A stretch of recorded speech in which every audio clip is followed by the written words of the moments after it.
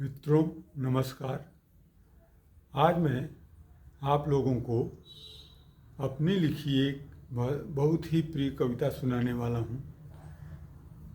इस कविता के बारे में कुछ बता देना आवश्यक है। यह कविता आप सभी लोगों के प्रिय कबीर दास जी के जीवन और वृत्त पर लिखी गई है, उनके जीवन गाथा को लेकर। और यह आज से 28 वर्ष पूर्व प्रकाशित हुई थी 1998 में ढाई आखर पत्रिका, जो इस कविता को आचार्य विवेक दास जी ने इसको प्रकाशित किया था, जो वाराणसी के कबीर चौरा मठ, जो मूल गादी कबीर दास जी से संबंधित है, जहाँ नीरू नीमा की कब्र भी है अभी भी। तो उसके महंत आचार्य विवेक दास जी ने 1998 में यह अंक निकाला था और इसमें उन्होंने इस कविता को जल जल ही समाना शीर्षक से है स्थान दिया था। जल जल ही समाना वास्तव में कबीर को जीते हुए लिखी गई है, कबीर को समझने का प्रयास करते हुए लिखी गई है और कबीर के रहस्य को जानने के लिए कि कबीर क्या जानते रहे होंगे, क्या सोचा होगा उन्होंने, किस तरह सोचा होगा, क्यों सोचा होगा। बहुत से प्रश्न उस समय युवावस्था में और 20 वर्ष की अवस्था में लिखी गई थी, क्योंकि 1998 में तो इस पत्रिका में प्रकाशित हुई थी और उसके पहले ये लिखी गई थी 79-80 के आसपास, 10 साल पहले, उससे लगभग 10 साल पहले लिखी गई थी। तो उस हिसाब से ये 38 साल पुरानी ये कविता हुई। अब 38 साल पुरानी ये कविता जो है ढाई आखर ये है और यहाँ कविता के बारे में है मेरी कविता की चर्चा। और ये कविता जल जल ही समाना लंबी कविता है, डराना नहीं चाहता हूँ, लेकिन बहुत ही रोचक है और थोड़े में है, बहुत ही समाधि की अवस्था में लिखी गई है। और लिखने के पहले मैंने 1-2 वर्ष तक लगातार कबीर के बारे में सोचा होगा, या हो सकता है कि 20-21 वर्ष सोचा हूँ, उम्र तक जब से जाना हूँ। क्योंकि जानते तो हम लोग बहुत प्राइमरी में, जो प्राथमिक विद्यालय से ही कबीर को पढ़ते थे और उस जिज्ञासा की परिणति हुई 78-79 के आसपास। लगा कि कबीर पर लिखा जाना चाहिए, कबीर को फिर से कबीर को जिया जाए। तो इस कविता को मैं पढ़ने जा रहा हूँ। जल जल ही समाना को आचार्य विवेक दास जी, जो महंत कबीर मठ के हुए और कबीर चौरा स्थित वाराणसी के, उन्होंने सूचना दी कि इसको उन्होंने दोबारा, मतलब ढाई आखर के बाद एक बार फिर ये एक कबीर मठ कबीर के जीवन को लेकर एक चित्रकथा बना की पुस्तिका निकाल रहा है। उसमें समानांतर रूप से इस कविता का इस्तेमाल किया गया है, उसके शीर्षकों के लिए इसकी पंक्तियों का इस्तेमाल किया गया है। तो ये आप लोगों के लिए और मेरे लिए गौरव की बात होनी चाहिए कि एक संप्रदाय का मठ, इसको धार्मिक माना जाता है, अगर किसी कविता की संवेदना पर इतना विश्वास करता है कि उस एक साहित्यिक रचना पर इतना विश्वास करता है कि वह उसको एक धर्म ग्रंथ में प्रवेश की अनुमति देता है, तो निश्चित रूप से मैं उस समय बहुत ही समर्पण भाव से मैंने लिखा होगा अच्छा लिखा होगा, ऐसा मैं मानता हूँ। और इस साझा करना मुझे ज़रूरी लगा, क्योंकि इधर मैंने देखा कि कुंभ दर्शन पर 1000 से ऊपर जब किसी कविता को वीडियो को, जो काव्य पाठ को देखने की जिज्ञासा लोगों में पैदा हो जाए और कुछ लोग उससे शेयर भी करें, और शेयर करना बहुत ही मुश्किल होता है। यद्यपि मैं तो उदार भाव से करता रहता हूँ, लेकिन यह जल्दी लोग करते नहीं हैं, क्योंकि जब अहंकार रहित होकर और किसी को अच्छा लग जाए, तब मुझे लगता है कि शेयर तभी करता है, साझा तभी करता है।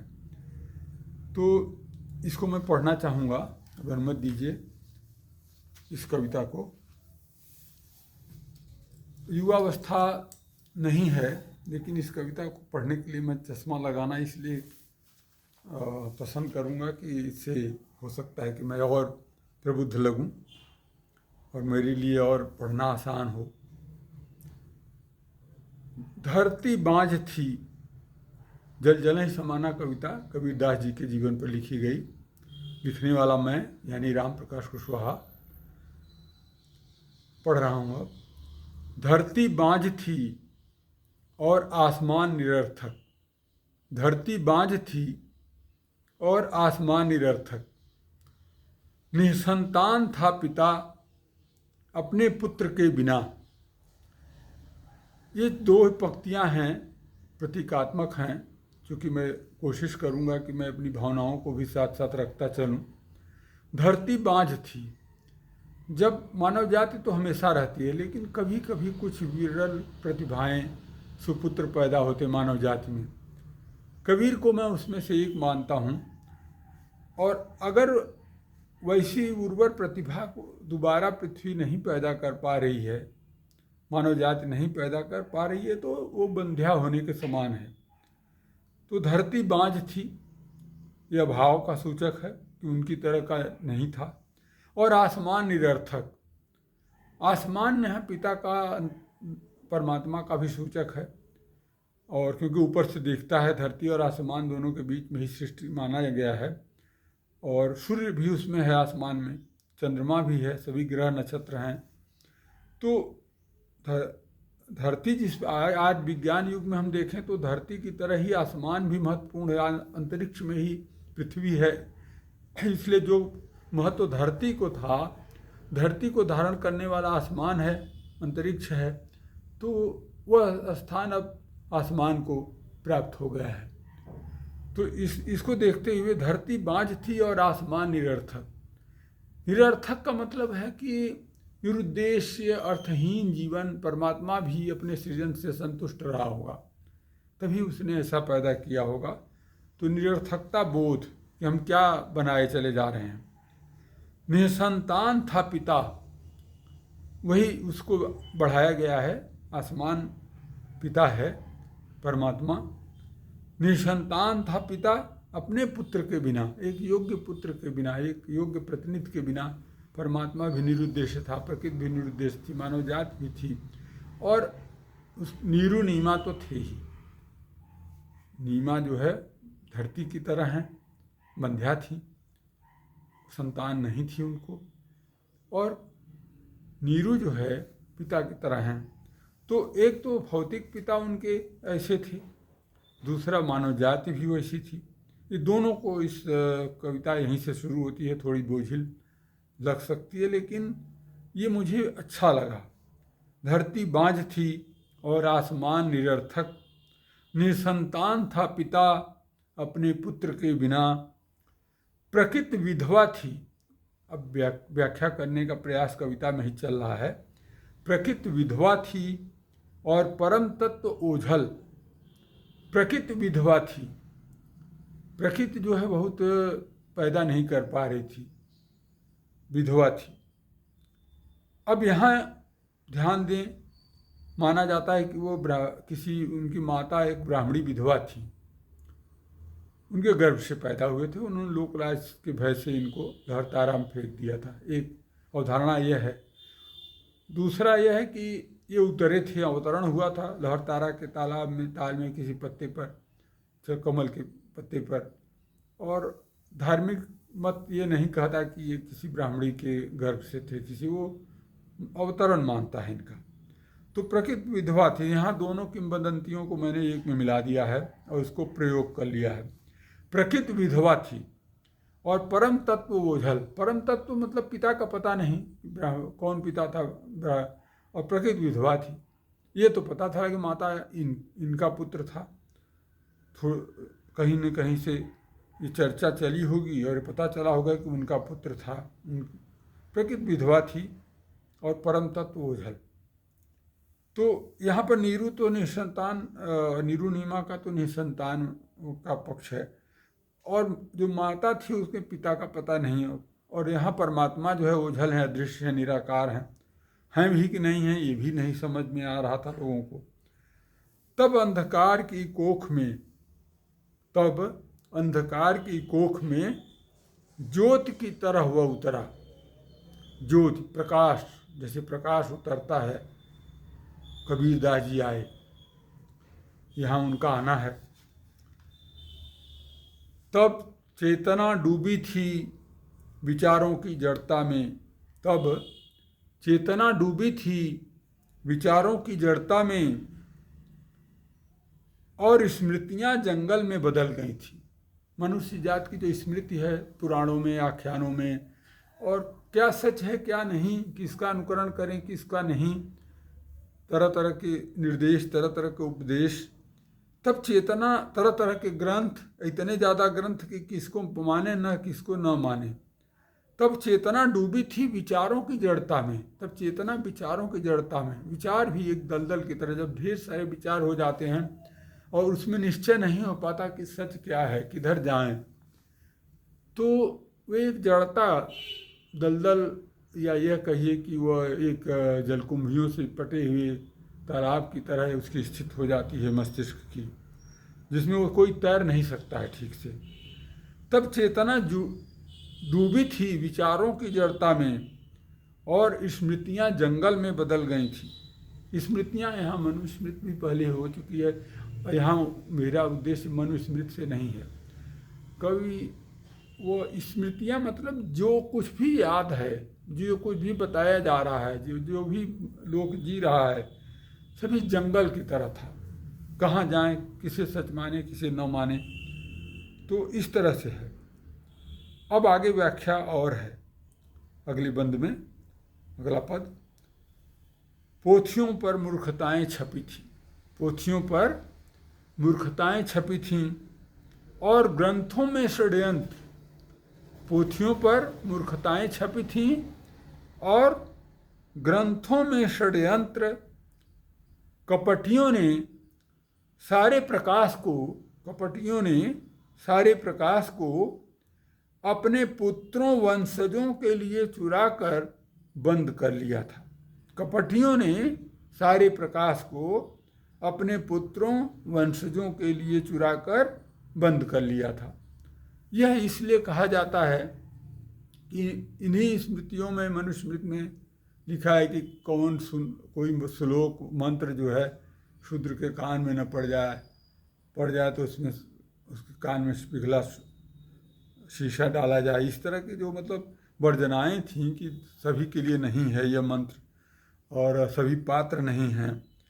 तो यहाँ पर पोथियों पर मूर्खताएं छपी थीं और ग्रंथों में षड्यंत्र।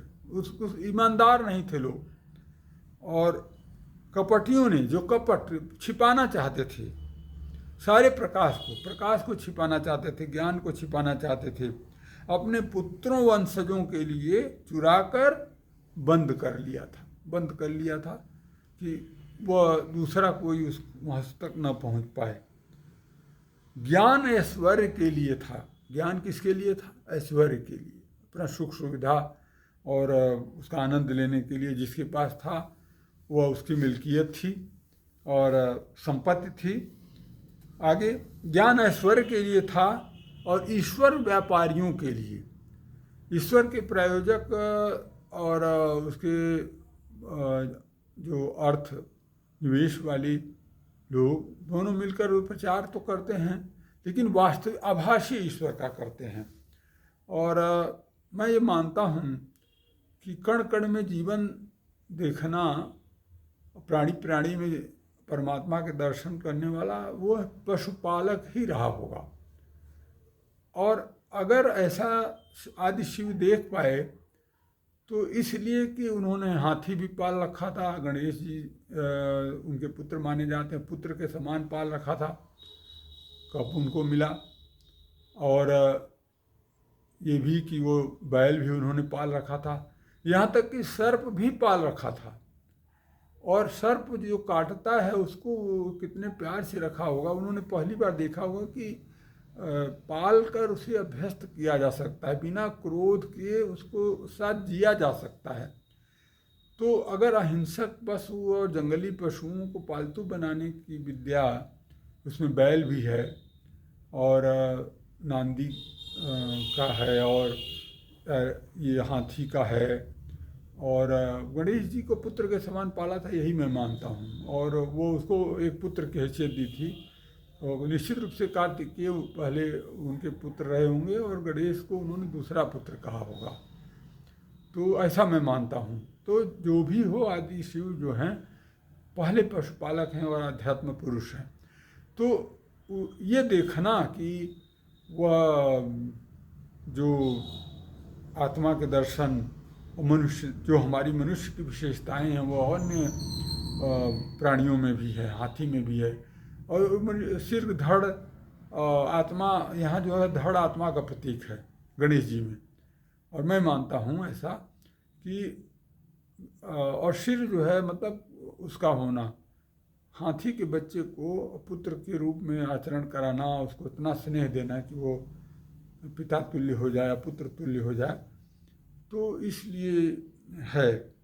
यहाँ पर हम देखें, ज्ञान ऐश्वर्य के लिए था और ईश्वर व्यापारियों के लिए। ज्ञान ऐश्वर्य के लिए था, ईश्वर व्यापारियों के लिए, व्यापार करने वालों के लिए था। और वह परजीवियों, हाँ, तो जो मैं कह रहा था उसको पूरा करना चाहूँगा कि ये जो व्यापार है, मुद्रा, मुद्रा जीवी, मुद्रा एक प्रतीक है, और ईश्वर की जो मूर्तियां हैं वो भी प्रतीक हैं। ये हिंदू धर्म और चूँकि भाषा का विकास यहाँ था तो प्रतीक को भी मान्यता दी गई। तो उसमें तरह तरह की जो मूर्तियां हैं उसमें शिव जी का भी प्रतीक है और शामिल है।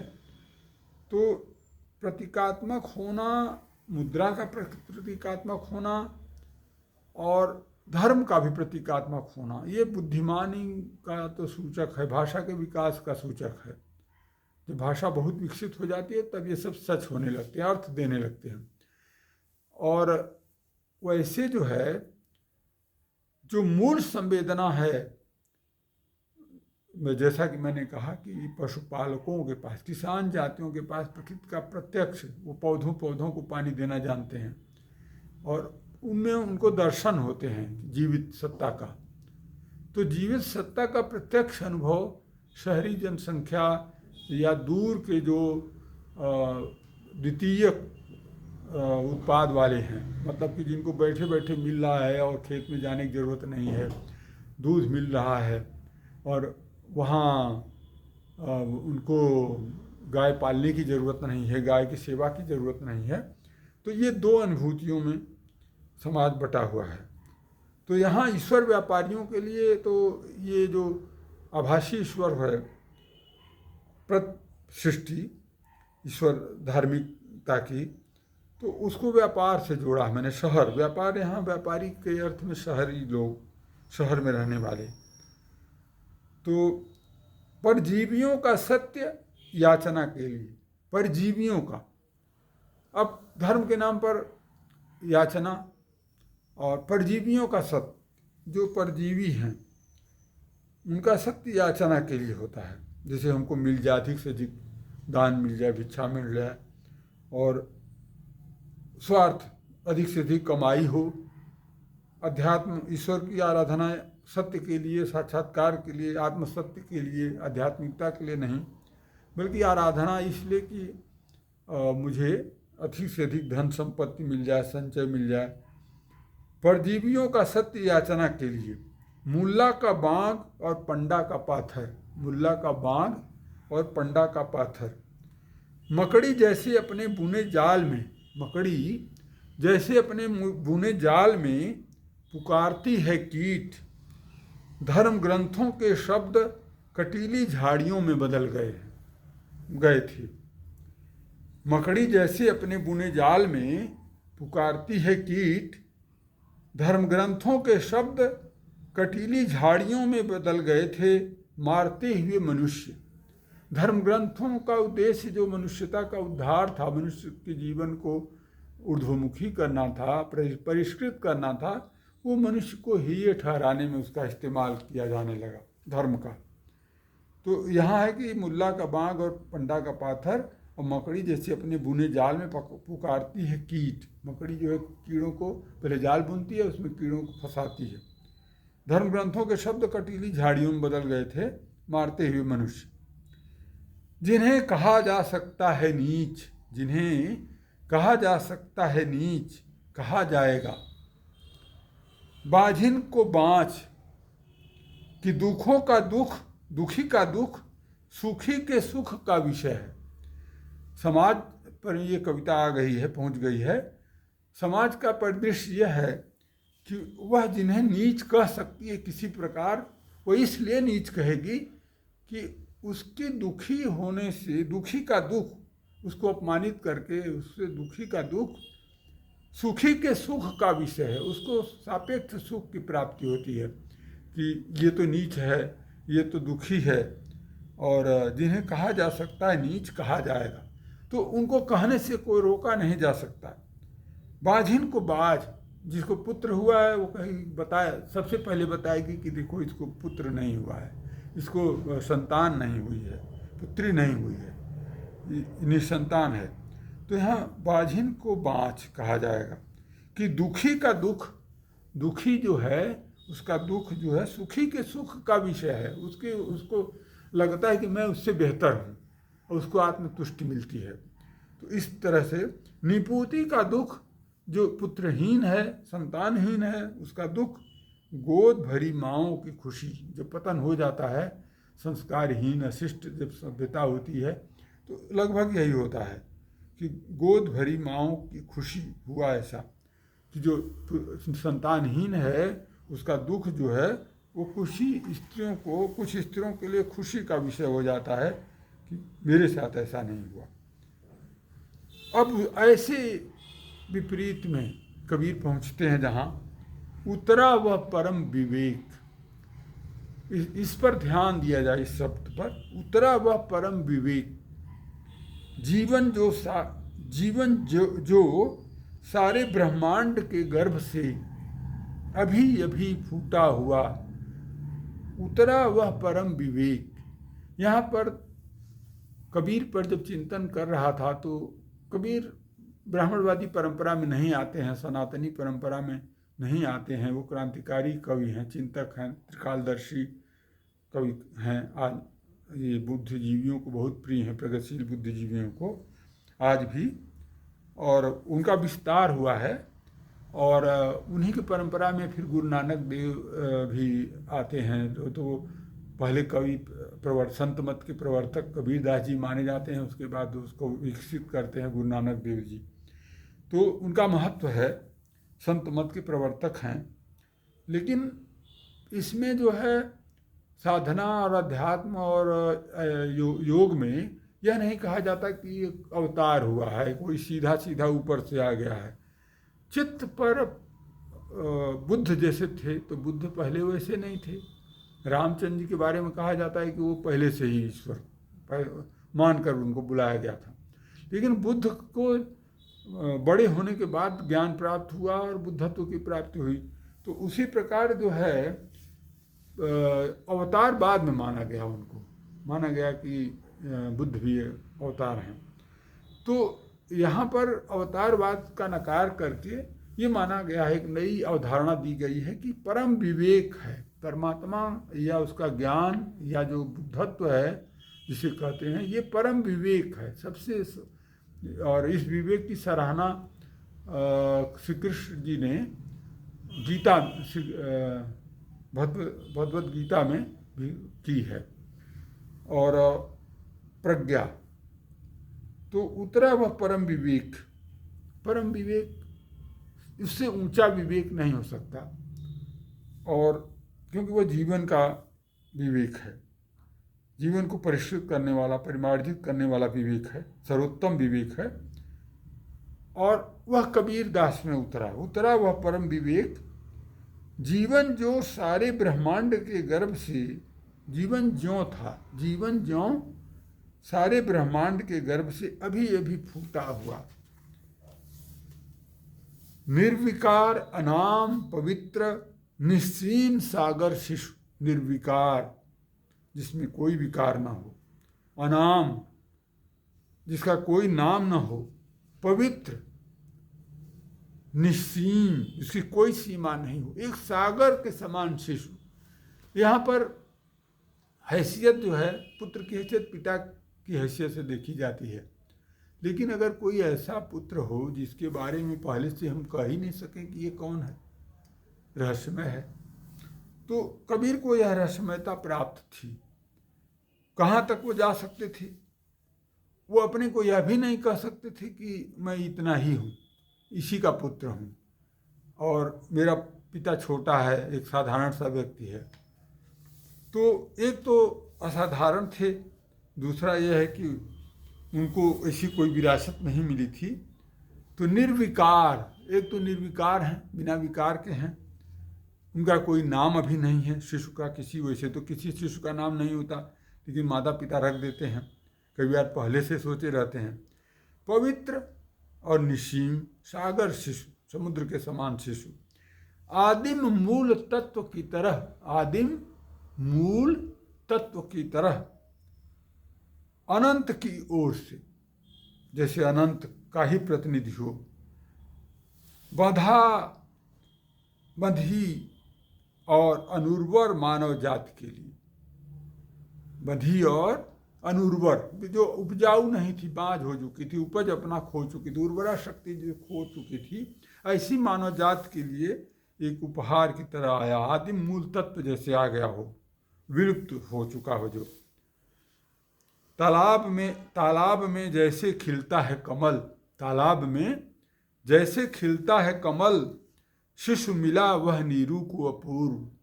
तालाब में जैसे कमल खिलता है, उस प्रकार शिशु को वह मिला, नीरू को अपूर्व, जैसा पहले कभी कोई वैसा शिशु न देखा हो। खुले आसमान के नीचे प्रकट हुई दिव्य ज्योति। यहाँ पर ये प्रतीक है, खुले आसमान के नीचे, पुरानी बस्तियों के अंधेरे शीलन भरे, दुर्गंधाते तहखानों और बूढ़ी कोठरियों से दूर खुली हवा में। अब देखिए, ये तुलनात्मक है, मैं इस पर लौटूंगा।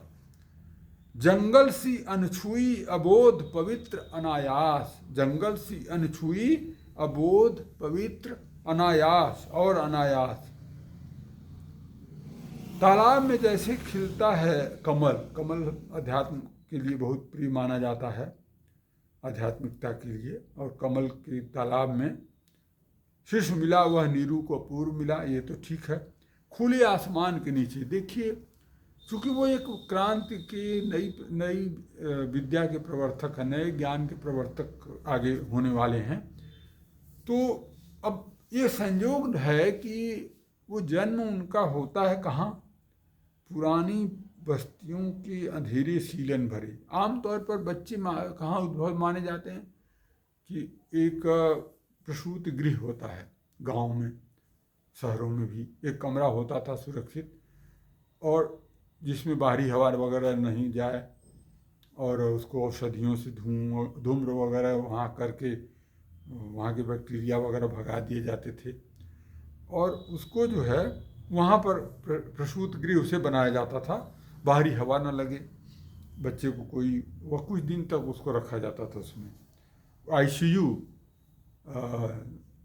जो है बाद में अस्पतालों में जो प्रथा, वो एक तरह से पुराने ज़माने में उसको आईसीयू ही कहेंगे। तो पुराने बस्तियों के, अब वो बच्चा ऐसा है कि पुरानी बस्तियों के अंधेरे सीलन भरे दुर्गंधाते तहखानों और बूढ़ी कोठरियों से दूर। बूढ़ी कोठरियाँ पुरानी पुरानी कोठरियों में नहीं पैदा हुई, पुराने घरों में नहीं पैदा हुआ, खुली हवा में ज्ञान का खुला प्रकाश लाने वाला है, क्योंकि कबीर शिशु कबीर, तो खुली हवा में फिर वो पाया गया। जंगल सी, जैसे जंगल के समान, छुआ ना हो, जैसे कि सभ्यता ने उसको दूषित ना किया हो। मनुष्य की सभ्यता जो है कैंसर की तरह फैल रही है। हम देख रहे हैं कंक्रीट के जंगल और नगरीकरण, धरती को ढक देते हैं, आसमान को आच्छादित कर देते हैं।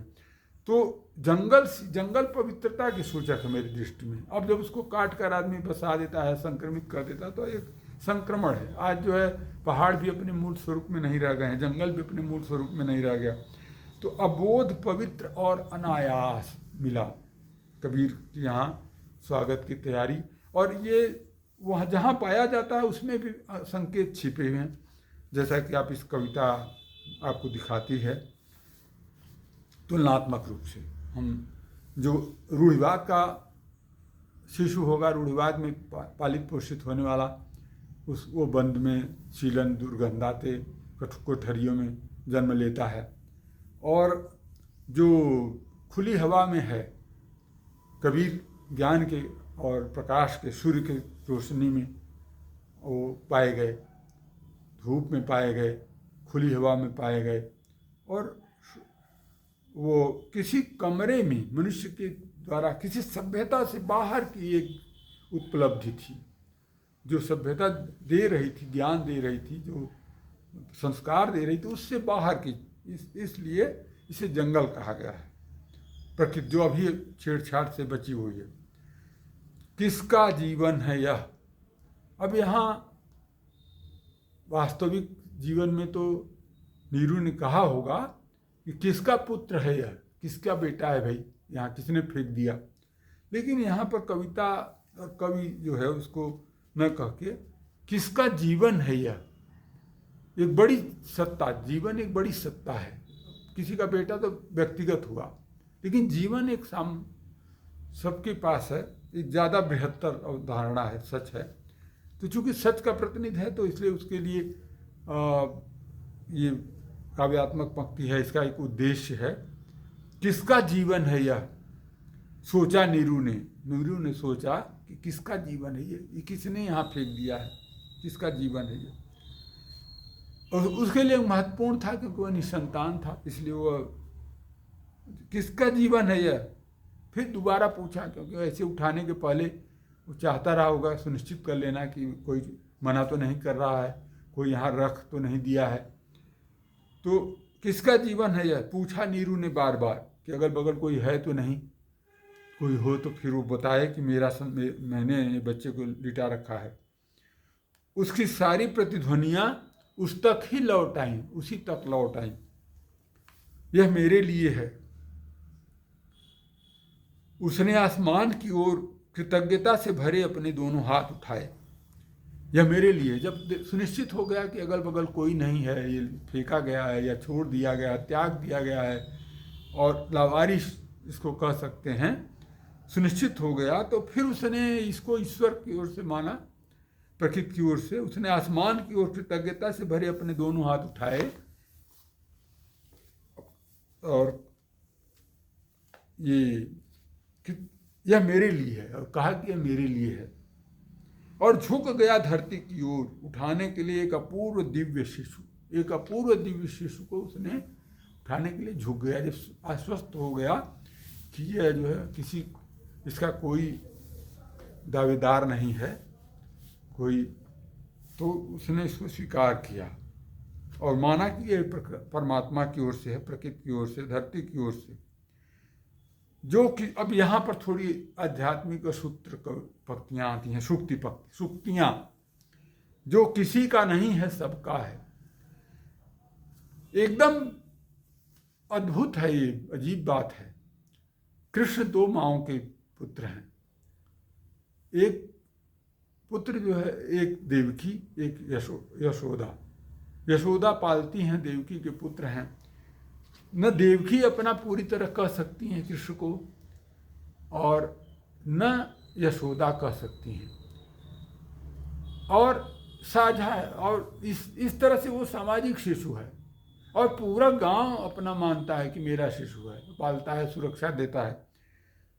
तो ये एक संयोग हो सकता है, लेकिन अजीब बात है कि जैसा कृष्ण के साथ है वैसा कबीर के साथ, कबीर के साथ जन्म देने वाली माँ कोई और है, और फिर वो एकदम कृष्ण। इसीलिए मुझे आध्यात्मिक विभूतियों में अधिक संभावनाएं कबीर में दिखी। मुझे लगा कि इसमें सारे रहस्य छिपे हैं। वो ईसा मसीह वाला भी पक्ष छिपा है, तुम्हारा पिता कौन है, तुम्हारा पिता कौन है। एक बच्चा जो है तुम्हारी माँ के गर्भ से आता है, और उसको लोक ने पूछ पूछ कर चिढ़ा चिढ़ा करके तुम्हारा पिता कौन है, फिर वो पिता की खोज में परमात्मा तक पहुँच जाता है। तो ये मुझे लगा कि ये संवेदनशीलता मनुष्य जात की त्रासदी से उपजी हुई कथाएं हैं। अध्यात्म सिर्फ निरा अध्यात्म नहीं है। तो इसको मैंने जोड़ने की कोशिश की, कबीर में भी दिखाने की कोशिश की। जो किसी का नहीं है सबका है। न कृष्ण किसी एक के हैं, न यूसुफ और मरियम का संतान वो ईसा मसीह भी नहीं थे, सबका।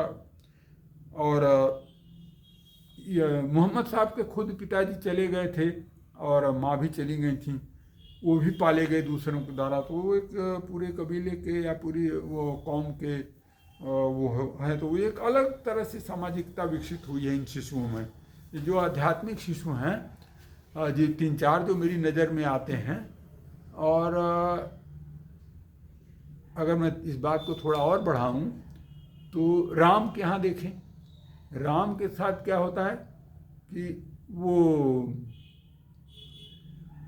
नियोग से बताया गया है, यज्ञ से उत्पत्ति होती है। वो दशरथ भी निसंतान है।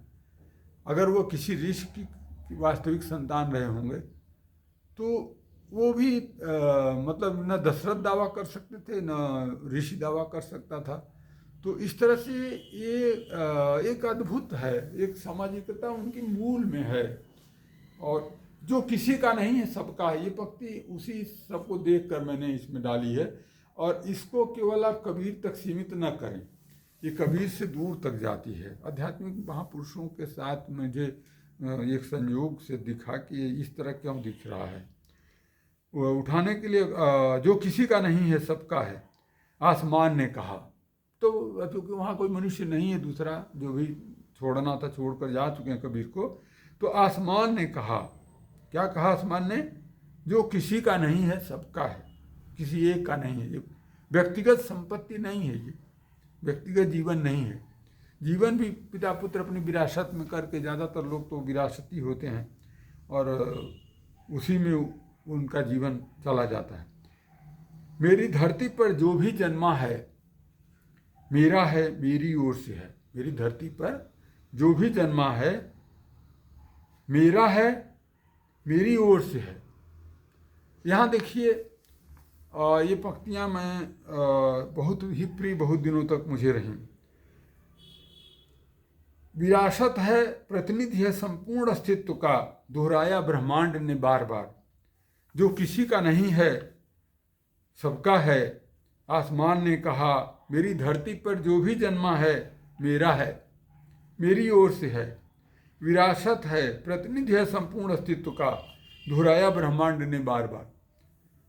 एक मनुष्य, एक कुत्ता तक पैदा होने के लिए एक नए सिरे से प्रलय होना पड़ेगा, नए सिरे से धरती पिघलनी पड़ेगी, फिर जीवन का विकास होना पड़ेगा, फिर उनके पुरखों का विकास होगा, तब वो पीढ़ी दर पीढ़ी, संतान दर संतान और लाखों वर्ष से जन्म लेते हुए अभी तक पहुँचेंगे।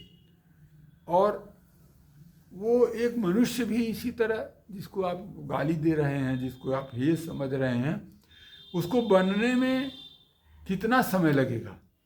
पूरी धरती को उसको पिघला कर फिर वो पुराने दहकते लावा और ज्वालामुखियों की दुनिया में उसको ले जाना पड़ेगा धरती को। फिर जीवन की सृष्टि, एक कोशिका का निर्माण होगा, फिर बहुकोशिकीय जीव आएंगे, फिर तरह तरह करते हुए मनुष्य तक पहुँचेगा।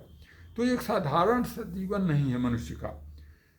यहाँ पर है कि मेरी धरती पर जो भी, चाहे वो भिखारी भी बैठा हो, वो भी एक साधारण नहीं है। वो उसको बनाना, उस पूरी सृष्टि लगी है उसके पीछे। उसकी मेरी धरती पर जो भी जन्मा है मेरा है, मेरी ओर से है, विरासत है, प्रतिनिधि है संपूर्ण अस्तित्व का। उसको संपूर्ण विश्व तत्वों ने, सारे प्रकृति के तत्वों ने मिलकर रचा है। दोहराया ब्रह्मांड ने बार बार। उसकी एक उत्तर उसकी अंतरात्मा से आता है कि नहीं, इसमें जो कुछ भी है मेरा है। ये कोई एक संदेश है। ये संदेश के रूप में, चूंकि वहाँ जीवन इसीलिए है, वो किसका बेटा है कहते तो बात खत्म हो जाती, इन पंक्तियों तक हम न पहुँच पाते। लेकिन इसलिए जीवन का प्रश्न है, एक प्रश्न उठता है कबीर का जीवन, और कबीर इसी प्रश्न को, इसी का उत्तर जानते हुए आध्यात्मिक होते हैं, महापुरुष होते हैं, राम का दर्शन कण में करते हैं। और इस तरह से चूँकि कबीर से संबंधित है, इसलिए इसको इसी रूप में इसको लाया गया है। जो किसी का नहीं है सबका है। कविता आगे बढ़ती है। सारे मायावी जोड़ तोड़ और अंकों की भीड़ के लिए, सारे मायावी जोड़ तोड़, जितने भी प्रपंच हैं सब जोड़ तोड़ हैं और अंक की तरह हैं, अंकों की भीड़ की तरह हैं। बहुत से अंक हो सकते हैं। यह सिर्फ एक मानव शिशु ही नहीं, ये सिर्फ एक मानव शिशु ही नहीं, एक विराट शून्य है। सत्य स्फुलिंग, एक विराट शून्य है। सत्य का स्फुलिंग, सत्य की चिनगारी है ये। एक विराट शून्य है, एक शून्य का प्रतिनिधि है, अंतरिक्ष का, परमात्मा का प्रतिनिधि है, निराकार ब्रह्म का प्रतिनिधि है। काल जनित विकृतियों के, इतिहास की दुखती स्मृतियों के, काल जनित विकृतियों के, इतिहास की दुखती स्मृतियों के, उन्मादों, अपराधों, पापों, दुर्घटनाओं के सारे प्रदूषणों का अंत है यह साधारण शिशु नहीं है। यह काल जनित विकृतियां, काल ने जितनी विकृतियां पैदा कर दी हैं, ऐसा एक शून्य है। शून्य से कहते हैं कि जिससे भी गुणा करेंगे, भाग देंगे, शून्य ही आएगा। तो ये शून्य है। निराकार ब्रह्म जो है का प्रवर्तक, एक शून्य का प्रवर्तक है, प्रतिनिधि है। और ये सारे इस माया के जितने प्रपंच हैं, जो अंक हैं, अंक के समान हैं, वो सब इसको एक रूपक ही है। शून्य और अंक भी एक रूपक ही है सृष्टि का, और वो सारे खत्म कर देगा। इतिहास की दुखती स्मृतियाँ, जो दुखती स्मृतियाँ हैं, उन्माद, अपराध, पाप, जितने पाप हुए हैं, दुर्घटनाओं के सारे प्रदूषणों का अंत कर देगा। क्योंकि शून्य तो इससे तो जो भी टकराता है शून्य में चला जाता है, विलीन हो जाता है। यह किसी का नहीं है, सभी का है। अब कबीर पर लौटती है कविता। यह किसी का नहीं है, किसी एक का नहीं है, मतलब सभी का है, सबके लिए, सब कुछ की ओर से, जितनी भी प्रकृति है, परमात्मा है, सृष्टि है, मानव जाति, सबकी ओर से है। भटके समाज के हर गणित को शून्य करता हुआ, इस भटके हुए समाज के हर गणित को शून्य करता हुआ, निरस्त करता हुआ सारे गलत जो हो चुके हैं उसको निरस्त करता हुआ, जीवन छलका जो मानव जाति की रुद्ध दीवारों वाली सारी परंपराएं तोड़, निरस्त करता हुआ सारे भटके समाज के हर गणित को शून्य करता हुआ, निरस्त करता हुआ सारे गलत, जितने गलत अभी तक हो चुके हैं सब। जीवन छलका ज्यों, जीवन इस तरह छलका जैसे मानव जाति ही छलक गई हो। रुद्ध दीवारों वाली सारी परंपराएं, जो ऊंची ऊंची दीवारों का जो प्रतिबंध है, वर्जनाएं हैं, उसकी जो कुंठा है, उसकी जो तंगी है, संकीर्णता है, उसको तोड़कर, सारी परंपराएं तोड़कर पूरे सागर के जल में विलीन होने के लिए, पूरे सागर के जल में, पूरा सागर के जल में विलीन होने के लिए, जीवन से मिला ज्यों जल मिला जल से, जीवन से मिला, जीवन फूटा कुंभ जल जलहि समाना यह तत्कथो ज्ञानी। जल में कुंभ में जल है, बाहर भीतर पानी, फूटा कुंभ जल जलहि समाना यह तत्कथो ज्ञानी। इसी का भाष्य है ये पंक्तियाँ। पूरे सागर के जल में विलीन होने के लिए जीवन जीवन से मिला, जो जल मिला जल से, जले हुए घरौंदों से बाहर का पूरा धरती घर। छोटा सा घर जला है, कहते हैं कबीर के जो घर जाले अपना चले हमारे साथ, वो भी यहाँ पर इस लाई गई है। जले हुए घरौंदा से बाहर का पूरा धरती घर, पूरा धरती घर जो है, धरती ही पूरा जिसका घर है, वहाँ वो खुलापन, जैसा मैंने कहा कि वह जो है उस संकीर्णता के पार की जो अध्यात्म है। कबीर का अध्यात्म बहुत ही विस्तृत उदार है और बहुत ही उसकी निसीम संभावनाएं हैं। जले हुए घरौंदे के बाहर का पूरा धरती घर, पत्थर और पत्तों की छत नहीं जिसकी, पत्थर और पत्तों से नहीं बना है, जो पत्थर की दीवारें नहीं बनी हैं, पत्तों की छत नहीं बनी है। छत आलोक धर्मा गर्भा, छत जो है कैसी है, आलोक गर्भा, आलोक के गर्भ से उन्मुक्त अंतरिक्ष की, जो प्रकाश देने वाला उन्मुक्त अंतरिक्ष है, आसमान है, गगन है, उसकी तरह का की छत है, आसमान की छत है, इतनी खुली है। उस अस्तित्व से जुड़ा अर्थ, उस अस्तित्व से जो अर्थ जुड़कर बनता है वह है कबीर का जीवन, जो है और अटता नहीं देह और पन्नों के भीतर। ऐसी एक किताब है जो पन्नों में नहीं लिखी जा सकती, जीवन में लिखी जा सकती है, जो देह के भीतर नहीं लिखी जा सकती है, उसका अर्थ छिपा है, बदी देह के बाहर भी है। मन की निर्द्वंद फड़कन, द्वंद्व रहित फड़कन, एकदम द्वंद्व से मुक्त जो फड़कना हुआ, उल्लास असीम, एक असीम उल्लास का पर्याय है। उस होने के समानांतर, उस होने को जो संकीर्ण होना है, उस होने के, और जो कबीर का होना है जो विस्तृत होना, उसके समानांतर समाज जो उल्लुओं की जमात, समाज जो उल्लुओं की जमात की तरह है।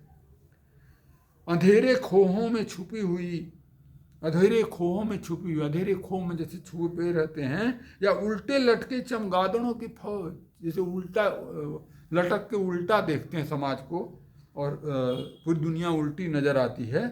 बर्बर रक्त पाई, जो बर्बर हैं और रक्त को पीने वाले हैं, मनुष्य के रक्त को पीने वाले हैं।